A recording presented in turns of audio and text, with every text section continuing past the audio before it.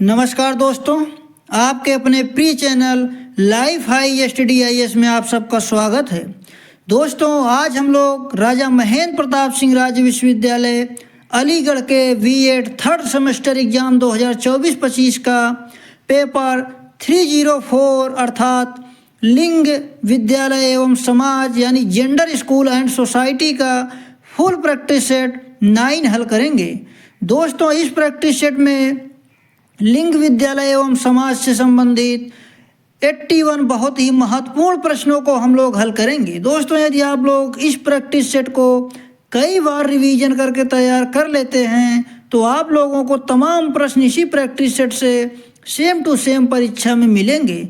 दोस्तों, प्रश्नों पर आने से पहले एक रिक्वेस्ट है, या चैनल को अभी सब्सक्राइब नहीं किए हैं तो प्लीज़ चैनल को सब्सक्राइब जरूर करें और वीडियो को अपने मित्रों तक शेयर करें ताकि ज़्यादा से ज़्यादा छात्राओं को लाभ मिल सके। साथ ही वीडियो को लाइक कमेंट करके अपनी प्रतिक्रिया जरूर दें। दोस्तों, पहला प्रश्न है, 4 वर्ष के राहुल को एक गुड़िया उपहार में मिलने पर वह बोला, मैं इसका क्या करूँगा। लड़के गुड़ियों से नहीं खेलते, यह क्या दर्शाता है। ऑप्शन ए लैंगिक प्रासंगिकता, ऑप्शन बी लैंगिक पक्षपात, ऑप्शन सी लैंगिक रूढ़वादिता, ऑप्शन डी लैंगिक समानता। इसका सही जवाब हो जाएगा ऑप्शन सी लैंगिक रूढ़वादिता। अगला प्रश्न है, वे कौन से कानून हैं जो परिवार से संबंधित मामलों से निपटते हैं। ऑप्शन ए पारिवारिक कानून, ऑप्शन बी धार्मिक कानून, ऑप्शन सी सामुदायिक कानून, ऑप्शन डी राज्य के कानून। इसका सही जवाब हो जाएगा ऑप्शन ए पारिवारिक कानून। अगला प्रश्न है, स्थानीय सरकारी निकायों, पंचायतों और नगर पालिकाओं में कितनी सीटें महिलाओं के लिए आरक्षित हैं। Option A 3/4, option B 1/3, option C 1/4, option D 1/5। इसका सही जवाब हो जाएगा ऑप्शन बी 1/3। अगला प्रश्न है, किस महिला स्वतंत्रता सेनानी ने भारत छोड़ो आंदोलन में भाग लिया था। इसका सही जवाब हो जाएगा option A Aruna Asaf Ali, option B Usha Mehta, option C Sumati Morarji, option D उपर्युक्त सभी। इसका सही जवाब हो जाएगा ऑप्शन डी उपर्युक्त सभी। अगला प्रश्न है, AIWC किस सन में शुरू किया गया। इसका सही जवाब हो जाएगा ऑप्शन ए सन 1927 में। दोस्तों, हम लोग सही ऑप्शन ही देखेंगे ताकि आप लोगों का समय बच सके, क्योंकि आप लोगों के एग्जाम नज़दीक हैं। नोट, AIWC का मतलब है अखिल भारतीय महिला सम्मेलन। अगला प्रश्न है, लिंग शब्द किस भाषा से आया है। इसका सही जवाब हो जाएगा ऑप्शन ए लैटिन भाषा। नोट नंबर 1, लिंग लैटिन भाषा के शब्द जीनस से आया है जिसका अर्थ है प्रकार, types, kind of, sort. Type या लिंग पुरुषों और महिलाओं के सामाजिक व्यवहार तथा उनके मंत्र संबंधों को परिभाषित करने वाले विशिष्टता वाले सांस्कृतिक रूप को संदर्भित करता है।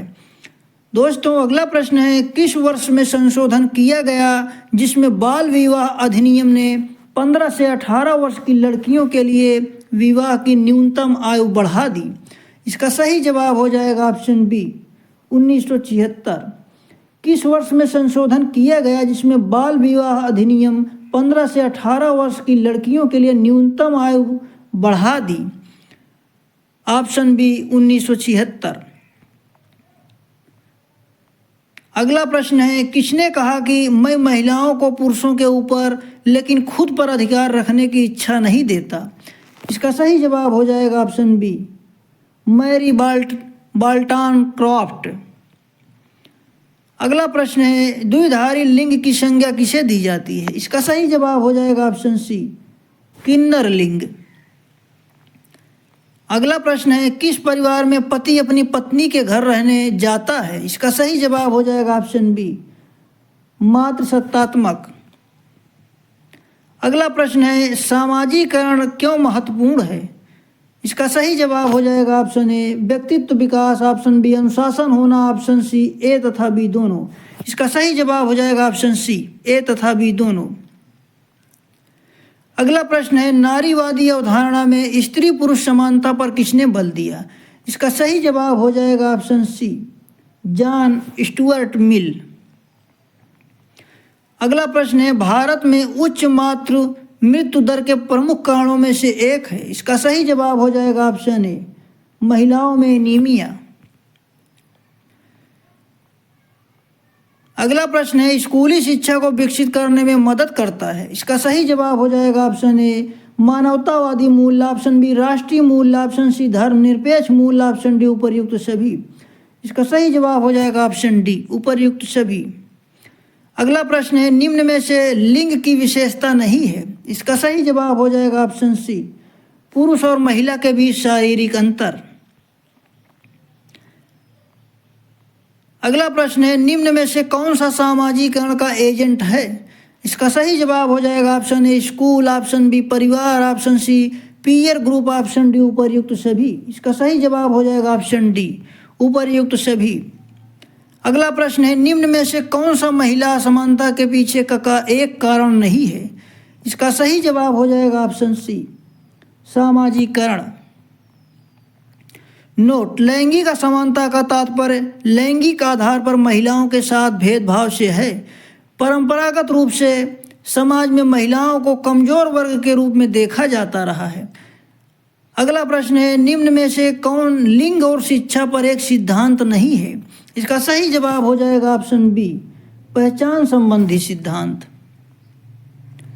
अगला प्रश्न है, sex and temperament in 3 primitive societies पुस्तक के लेखक कौन हैं।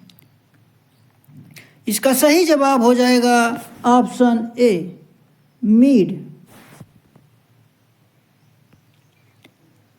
अगला प्रश्न है, रचनावाद का जनक किसे कहा जाता है। इसका सही जवाब हो जाएगा ऑप्शन सी, जीन पियागेट। अगला प्रश्न है, एक अच्छी पाठ्य पुस्तक किससे बचती है। इसका सही जवाब हो जाएगा ऑप्शन ए, लिंग पूर्वाग्रह से। अगला प्रश्न है, निम्नलिखित में से बेट्टी फ्रॉडन ने कौन सी पुस्तक लिखी है। इसका सही जवाब हो जाएगा option A, the feminine mistake. अगला प्रश्न है, नारीवाद का आरंभ किस शताब्दी से माना जाता है। इसका सही जवाब हो जाएगा ऑप्शन ए, 20वीं शताब्दी।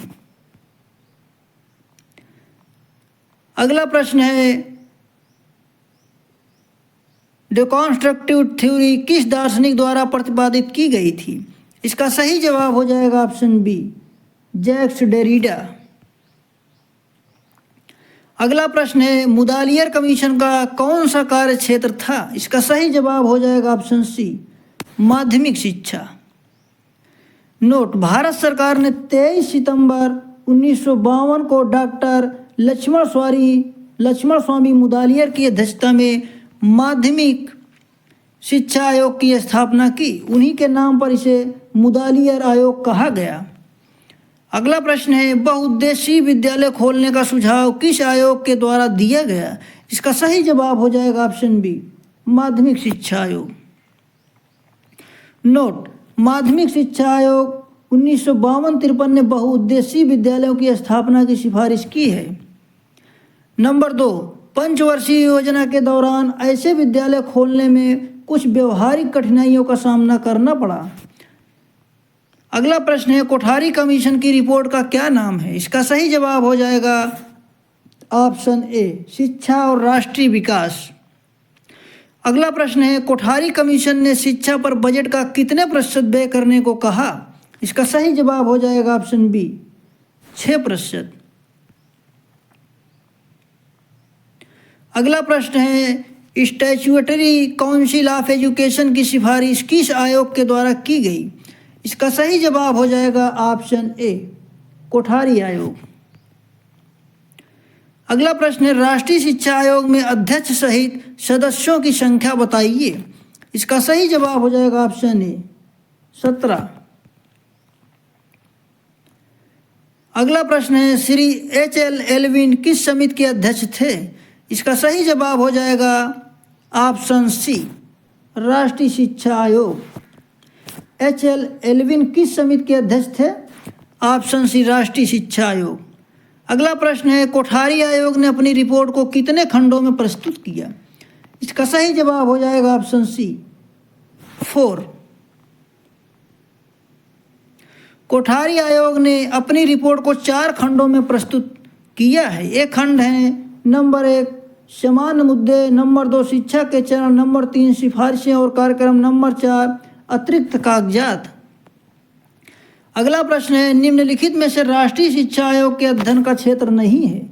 इसका सही जवाब हो जाएगा ऑप्शन डी, बजट। अगला प्रश्न है, कोठारी आयोग की नियुक्ति का मुख्य उद्देश्य नहीं है। इसका सही जवाब हो जाएगा ऑप्शन डी, विद्यालयों में नामांकन में वृद्धि करना। अगला प्रश्न है, यह कथन किस समिति का उद्घोष है? देश का भविष्य उसकी कक्षाओं में निर्मित हो रहा है। इसका सही जवाब हो जाएगा ऑप्शन डी, राष्ट्रीय शिक्षा आयोग। अगला प्रश्न है, पंचसूत्री कार्यक्रम का सुझाव किस आयोग में दिया गया था? इसका सही जवाब हो जाएगा ऑप्शन सी, कोठारी आयोग। अगला प्रश्न है, सामान्य विद्यालयों यानी कॉमन स्कूल से क्या तात्पर्य है? इसका सही जवाब हो जाएगा ऑप्शन सी, जहां धर्म, जाति, वर्ग भेद के विचार के बिना निःशुल्क शिक्षा दी जाती है। अगला प्रश्न है, 6 से 14 वर्ष तक के बच्चों के लिए निःशुल्क तथा अनिवार्य शिक्षा का सुझाव सर्वप्रथम किस आयोग में दिया गया था? इसका सही जवाब हो जाएगा ऑप्शन ए, राष्ट्रीय शिक्षा आयोग। दोस्तों, बहुत महत्वपूर्ण प्रश्न है, इसको एक बार और देख लेते हैं। 6 से 14 वर्ष तक के बच्चों के लिए निःशुल्क तथा अनिवार्य शिक्षा का सुझाव सर्वप्रथम किस आयोग में दिया गया था? ऑप्शन ए, राष्ट्रीय शिक्षा आयोग।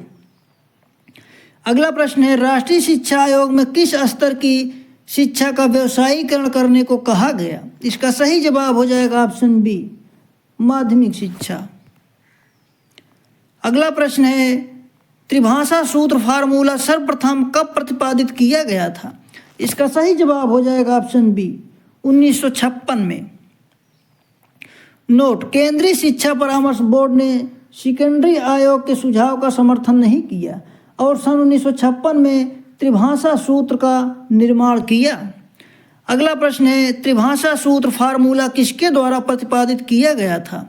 इसका सही जवाब हो जाएगा ऑप्शन सी, केंद्रीय शिक्षा सलाहकार बोर्ड द्वारा। अगला प्रश्न है, त्रिभाषा सूत्र फार्मूले को कब स्वीकार किया गया था? इसका सही जवाब हो जाएगा ऑप्शन डी, 1968 में। अगला प्रश्न है, कोठारी आयोग ने त्रिभाषा सूत्र में संशोधन करके निम्न में से किन भाषाओं को सम्मिलित करने पर जोर दिया? इसका सही जवाब हो जाएगा ऑप्शन ए, मातृभाषा, राजभाषा, भारतीय भाषा या यूरोपीय भाषा। कोठारी आयोग ने त्रिभाषा सूत्र में संशोधन करके निम्न में से किन भाषाओं को सम्मिलित करने पर जोर दिया? ऑप्शन ए, मातृभाषा, राजभाषा, भारतीय भाषा या यूरोपीय भाषा।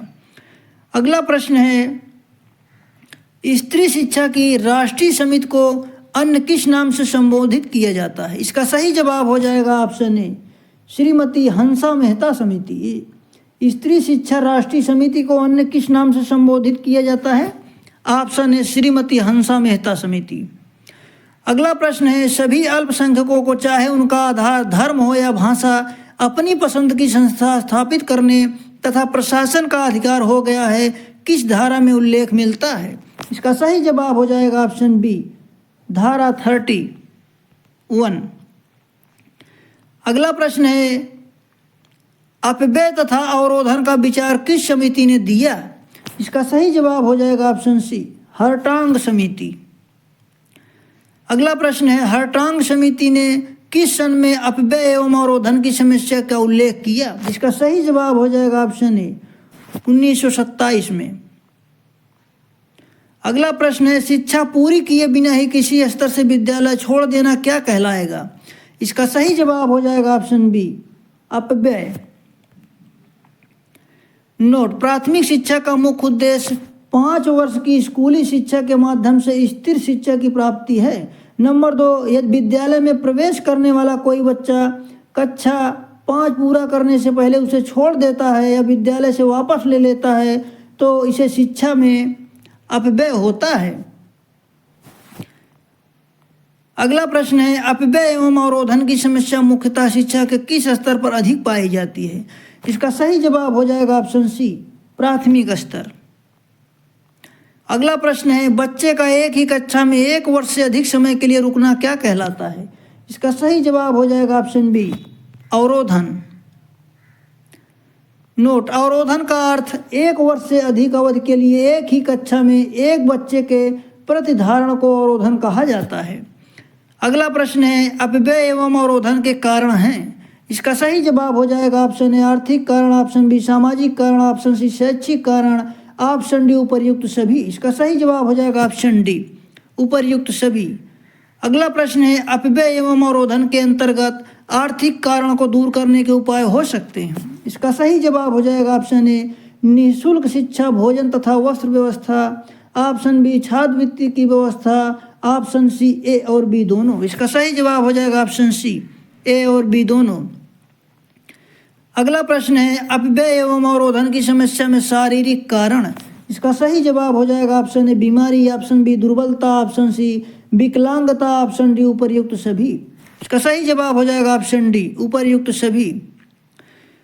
अगला प्रश्न है, वे बच्चे जो किसी आर्थिक, सामाजिक तथा अन्य कारणों से स्कूल को छोड़ देते हैं वे कहलाते हैं। इसका सही जवाब हो जाएगा ऑप्शन ए, ड्रॉप आउट्स।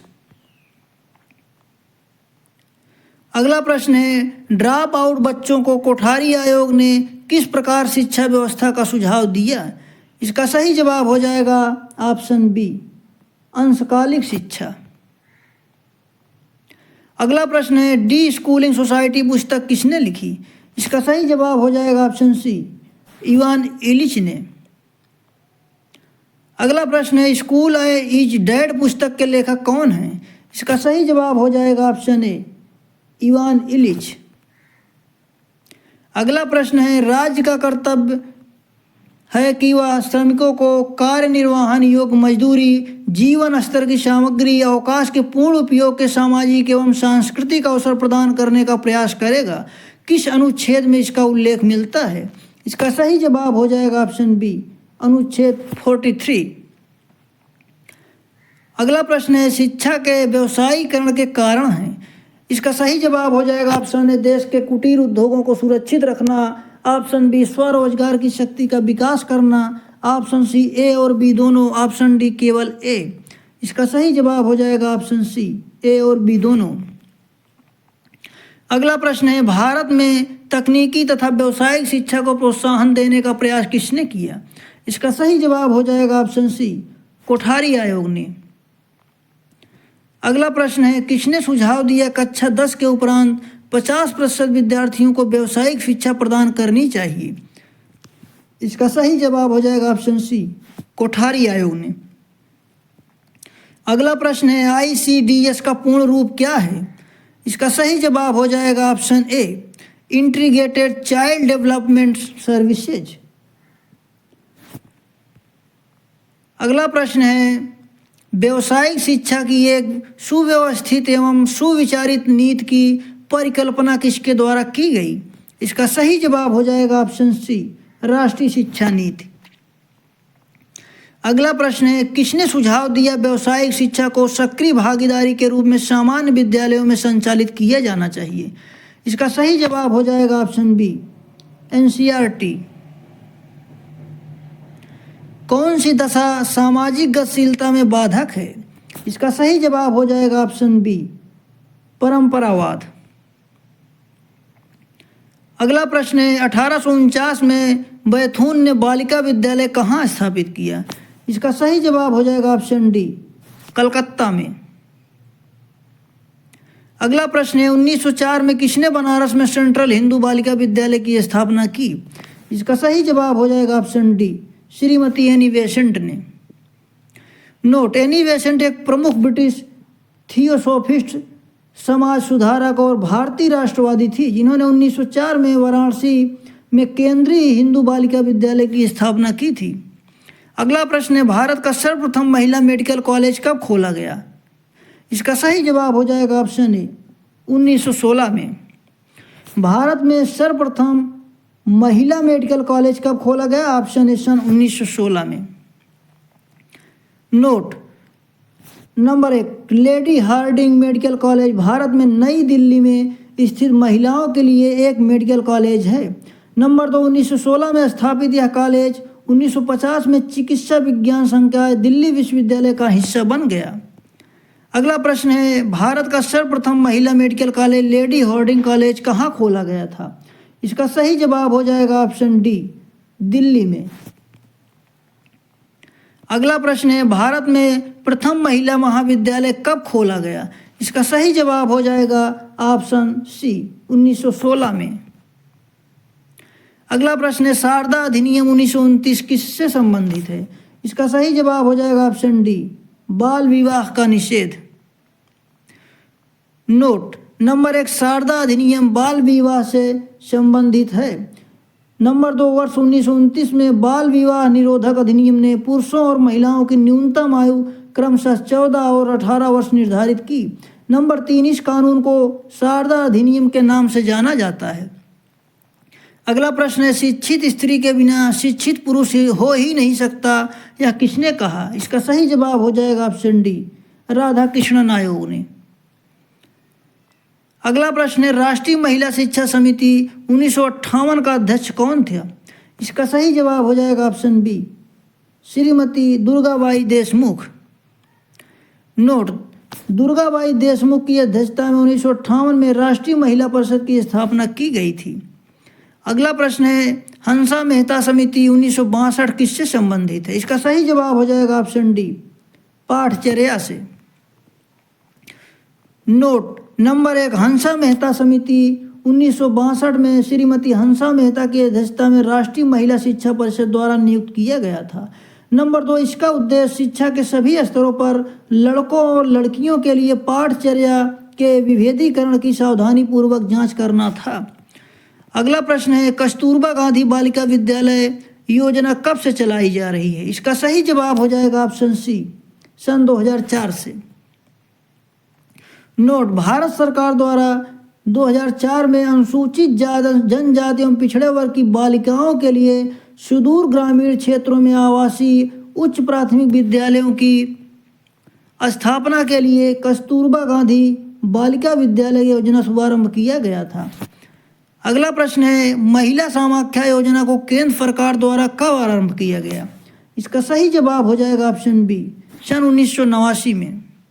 नोट, महिला समाख्या योजना ग्रामीण क्षेत्रों खासकर सामाजिक व आर्थिक रूप से पिछड़े समूहों की महिलाओं की शिक्षा तथा उनके सशक्तिकरण के लिए 1989 में शुरू की गई थी। अगला प्रश्न है दोस्तों, इसी में नंबर 2 है, एनपीआई 1986 उद्देश्यों के अनुरूप लक्ष्य हासिल करने के लिए ठोस कार्यक्रम के रूप में इसकी शुरुआत हुई थी। अगला प्रश्न है, महिला समाख्या योजना किस आयोग के अनुपालन का स्वरूप बना? इसका सही जवाब हो जाएगा ऑप्शन सी, नई शिक्षा नीति 1986। महिला समाख्या योजना किस आयोग के अनुपालन का स्वरूप बना? ऑप्शन सी, नई शिक्षा नीति 1986। नोट, सामाजिक और आर्थिक तौर पर पिछड़े वर्गों के ग्रामीण क्षेत्रों में महिलाओं की शिक्षा और सशक्तिकरण के लिए राष्ट्रीय शिक्षा नीति के लक्ष्यों को प्राप्त करने के लिए एक निश्चित कार्यक्रम के रूप में राष्ट्रीय शिक्षा नीति 1986 के लक्ष्यों के अनुसार 1989 में महिला समाख्या कार्यक्रम शुरू किया गया।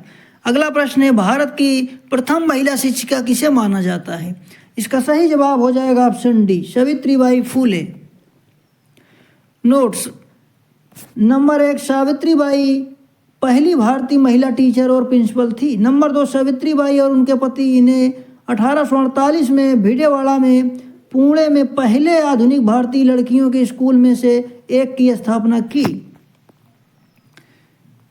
अगला प्रश्न है, किसने कहा कि परिवार में लड़के की शिक्षा एक ही सदस्य की शिक्षा होती है, परंतु परिवार में लड़की की शिक्षा संपूर्ण परिवार की शिक्षा होती है? इसका सही जवाब हो जाएगा ऑप्शन बी, जवाहरलाल नेहरू ने। अगला प्रश्न है, किस आयोग ने कहा कि स्त्रियों की वर्तमान शिक्षा उस जीवन में एकदम असंगत है जो उन्हें जीना होता है? यह न केवल अपव्यय है बल्कि अयोग्यता भी है। इसका सही जवाब हो जाएगा ऑप्शन बी, विश्वविद्यालय शिक्षा आयोग 1948-49। अगला प्रश्न है, तुम मुझे सुशिक्षित माताएं दो, मैं तुम्हें सुशिक्षित राष्ट्र दूंगा, यह कथन किसका है? ऑप्शन बी, नेपोलियन का। तुम मुझे सुशिक्षित माताएं दो, मैं तुम्हें सुशिक्षित राष्ट्र दूंगा, यह कथन किसका है? ऑप्शन बी, नेपोलियन का। दोस्तों पूरा वीडियो देखने के लिए आप सबका धन्यवाद। दोस्तों इस प्रैक्टिस सेट में बहुत ही महत्वपूर्ण प्रश्नों को संकलित किया गया है, इसलिए इस प्रैक्टिस सेट को आप लोग कई बार रिवीजन करके परीक्षा हॉल में जरूर जाएं ताकि आप लोगों को ज़्यादा से ज़्यादा लाभ मिल सके। दोस्तों इस वीडियो में बस इतना ही, मिलते हैं अगले वीडियो में, तब तक के लिए नमस्कार। पूरा वीडियो देखने के लिए आप सबका